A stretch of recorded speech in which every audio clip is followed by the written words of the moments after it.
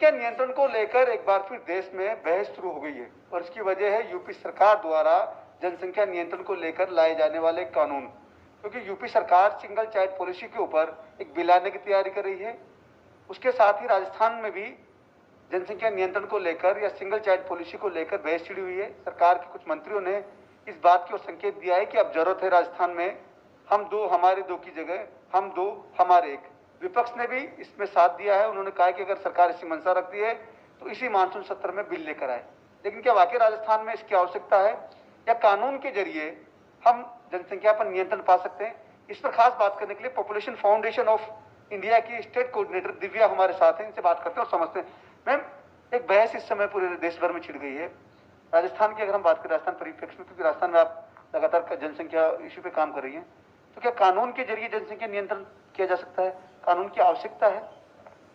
तो ये हम हमेशा से देखते आए हैं कि कोई भी फोर्स कोई भी मुद्दे को डील करने का कोई तरीका नहीं है।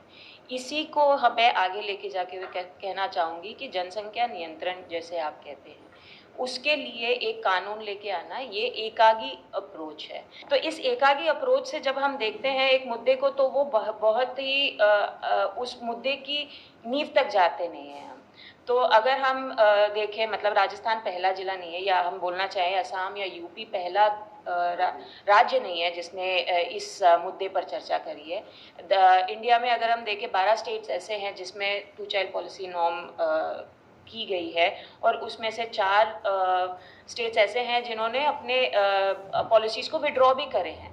और हमारे सामने अगर हम देखें तो बहुत क्लासिक एग्जांपल हमारे नेबरिंग कंट्री की है, चाइना, जिन्होंने 1979 में ही वन चाइल्ड पॉलिसी को ले आए थे।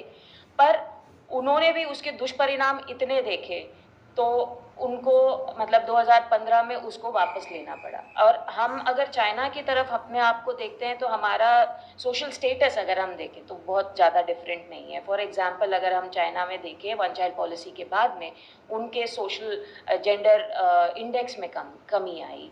उनके जो ratio of main and women है उसमें देखा है हमने कि 120 पुरुष के अगेंस्ट में 100 विमेन पाए गए हैं।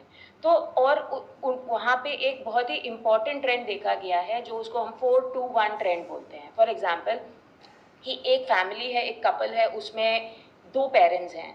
उन 2 पेरेंट्स को ध्यान रखने के लिए ये कपल के 2 लोग हैं, और इस कपल को और 2 पेरेंट्स को, मतलब 6 लोगों को ध्यान रखने के लिए एक बच्चा है।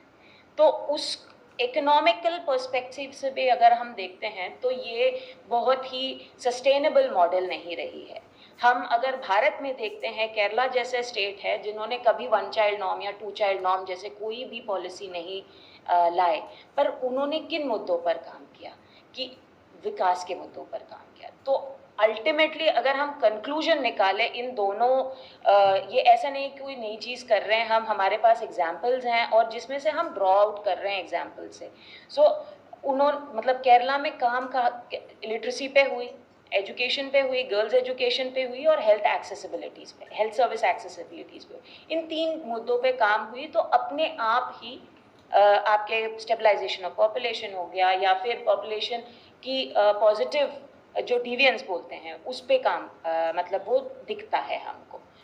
राजस्थान के परिप्रेक्ष्य में अगर हम बात करें तो हम ये कहते हैं कि जब 2011 में हमने अराउंड देयर वाज हमारे कुल आबादी अगर हम देखें तो 6.8 करोड़ के आसपास थी। और हम क्योंकि अभी हमारे पास कोई एसेट सेंसस की डेटा है नहीं, पर प्रोजेक्शंस के हिसाब से अगर हम देखें तो हम अनुमानित 7.92 करोड़ के आसपास हम पहुंचने वाले हैं।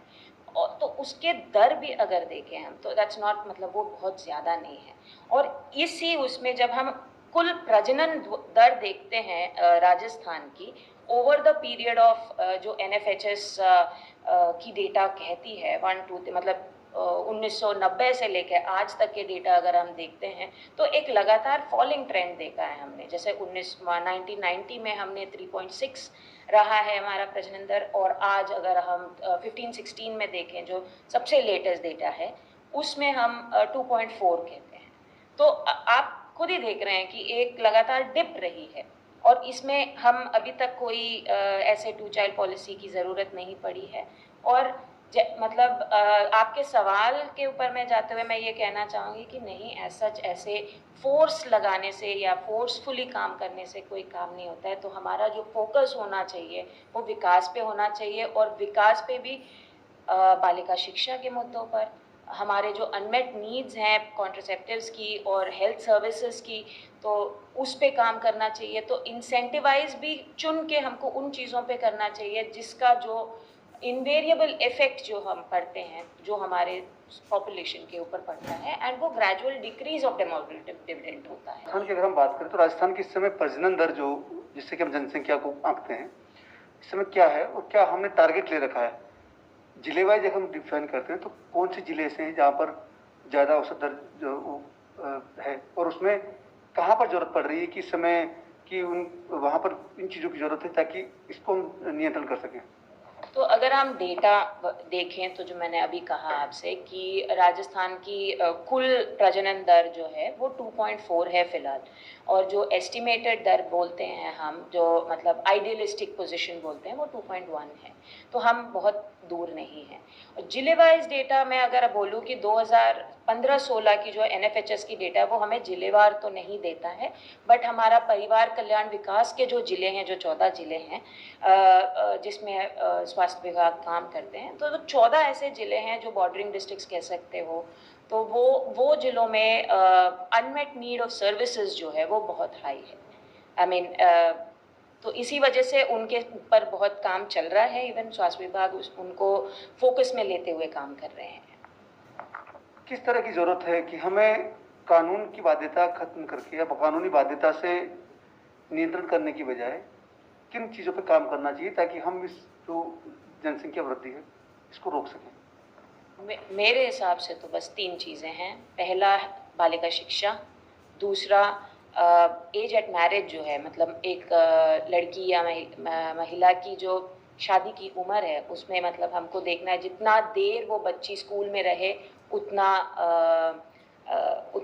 इम्पॉर्टेंट है। मतलब तब तक उसकी शादी नहीं हो सकती, तो इसीलिए उसको स्कूल में रखना बहुत ज़रूरी है। और तीसरा, हेल्थ सर्विसेज तक पहुँच, महिलाओं की, बच्चियों की हेल्थ सर्विसेज, स्पेसिफिकली जो ये अनमेट नीड की बात करते हैं हम, जो फैमिली प्लानिंग सर्विसेज की बात करते हैं, उस तक की पहुंच बनाने में हमको काम करना चाहिए। तो ये 3 अगर मोटे मुद्दे पे अगर हम काम करें विकास की तरफ, तो मेरे ख्याल से एक फोर्स की ज़रूरत नहीं पड़ेगी। फोर्स की जरूरत नहीं, लेकिन अगर हम राजस्थान में पिछले कुछ सालों पर अगर हम देखें, सरकार कोई सी भी रही हो, जनसंख्या नियंत्रण को लेकर कुछ कानून बने हैं, चाहे वो कर्मचारियों को लेकर हो या चुनाव में जो भागीदारी होती है, खासतौर से पंचायत चुनाव में, उससे कोई फर्क पड़ा? राजस्थान में एज सच कोई पॉलिसी तो है नहीं, पर नोटिफिकेशंस निकले हैं। जैसे पंचायती राज एक्ट के अंदर में नोटिफिकेशन रहा है कि 2 बच्चों से ज़्यादा जो जिनके हैं तो वो इलेक्शंस नहीं लड़ सकते। और थोड़े गवर्नमेंट जो गवर्नमेंट पेंशन्स और उनके अपॉइंटमेंट्स रिलेटेड है, वो एक इम्पोर्टेंट क्राइटेरिया रहा है कि मतलब 2 बच्चों से ज़्यादा नहीं हो सकता है।